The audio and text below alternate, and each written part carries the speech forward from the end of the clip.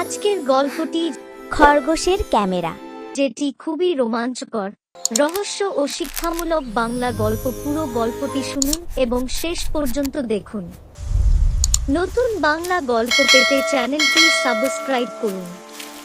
একটি জঙ্গল, যেখানে সকাল শুরু হয় পাখির গান আর সন্ধ্যা নেমে আসে ঝিঝি পোকার ডাকের ভেতর দিয়ে।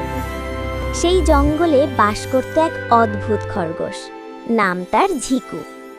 ঝিকুর অন্য খরগোশদের মতো শুধু গাজর খাওয়া আর লাফানোতেই মন ছিল না। সে ছিল কৌতূহলী, স্বপ্নবাজ আর একটু আলাদা ধরনের। তার সবচেয়ে বড় শখ ছিল ছবি তোলা। ঝিকুর কাছে ছিল একটা জাদুকরি ক্যামেরা, তবে এই ক্যামেরা মানুষের তৈরি নয়। জঙ্গলের প্রাচীন গুহার ভেতর থেকে সে এটি খুঁজে পেয়েছিল। ক্যামেরাটির ভেতরে এমন এক রহস্যময় প্রযুক্তি লুকিয়েছিল, যেটা কেবল সাধারণ ছবি তোলে না, বরং ছবি থেকে গল্পও বানাতে পারে। আর এই গল্প বানানোর কাজ করে এআই, যা হয়তো শত বছর আগের কোনো বিস্তৃত সভ্যতার তৈরি। একদিন বনে ঘুরতে ঘুরতে ঝিকু লক্ষ্য করল, তার ক্যামেরা দিয়ে যেই ছবি তোলে সেগুলোতে শুধু ছবি থাকে না, বরং জীবন্ত মুহূর্ত ধরা পড়ে। তাহলে ছবির ভেতর নড়াচড়া শুরু করে। ঝিকু প্রথমে ভেবেছিল এটা তার চোখের ভুল, কিন্তু না, এই ক্যামেরা সত্যিই অন্যরকম।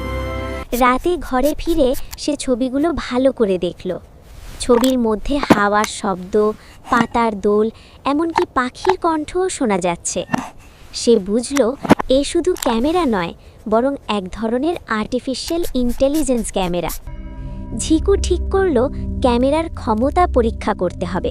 সেই গেল নদীর ধারে।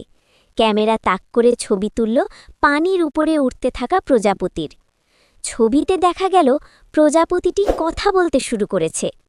ঝিকু, আমি শুধু একটা প্রজাপতি নই, আমি প্রকৃতির স্মৃতি বহন করি। তুমি যেই ছবি তুলবে, ক্যামেরা সেই প্রাণী বা দৃশ্যের গোপন কথা তোমাকে শোনাবে। ঝিকু হতভম্ব, কিন্তু ধীরে ধীরে বুঝল এই ক্যামেরা তাকে প্রকৃতির ভেতরের গোপন রহস্য জানাতে পারবে। বনে বাস করত এক চালাক শেয়াল, নাম কুটু। কুটু সবসময় ঝিকুর ওপর ঈর্ষা করত, কারণ অন্য প্রাণীরা ঝিকুকে ভালোবাসত। যখন সে শুনল ঝিকুর কাছে জাদুর ক্যামেরা আছে, তখন সে ঠিক করল ক্যামেরাটা হাতিয়ে নেবে।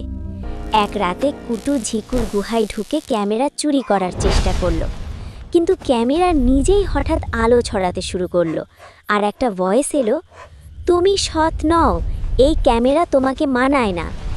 শেয়াল ভয় পেয়ে দৌড়ে পালালো, তবে সে হার মানল না। দিন যেতে লাগলো।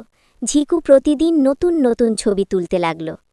ছবিতে হাতিরা বলল কিভাবে তারা শত বছর ধরে জঙ্গলের পথ চেনে।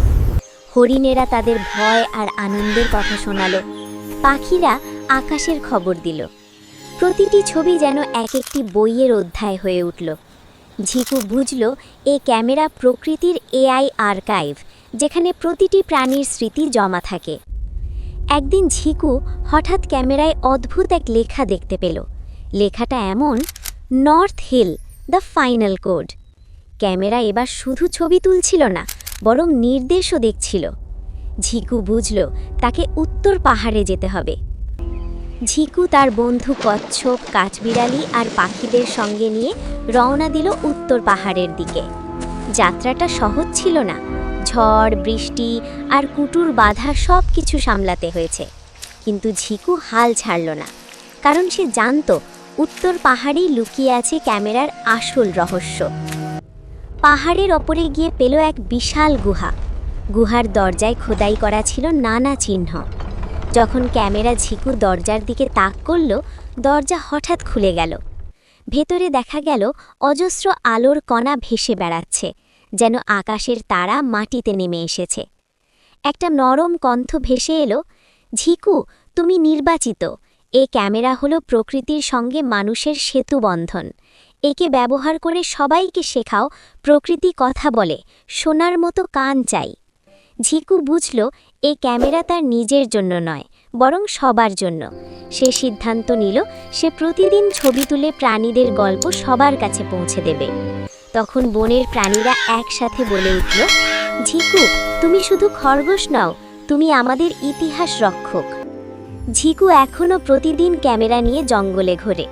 ক্যামেরার ভেতর জমা হয় প্রকৃতির সব কথা, সব গান, আর সে সেগুলো ভাগ করে নেয় অন্যদের সঙ্গে। শেয়াল কুটুও একদিন এসে বলল, ঝিকু, আমি ভুল বুঝেছিলাম, আমাকেও শেখাও কিভাবে প্রকৃতির ভাষা শোনা যায়।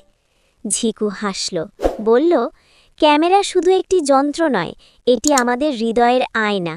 যদি মন পরিষ্কার থাকে, প্রকৃতি তখনই কথা বলে। এই গল্পটি যদি একটু ভালো লাগে তাহলে দয়া করে লাইক সাবস্ক্রাইব করুন।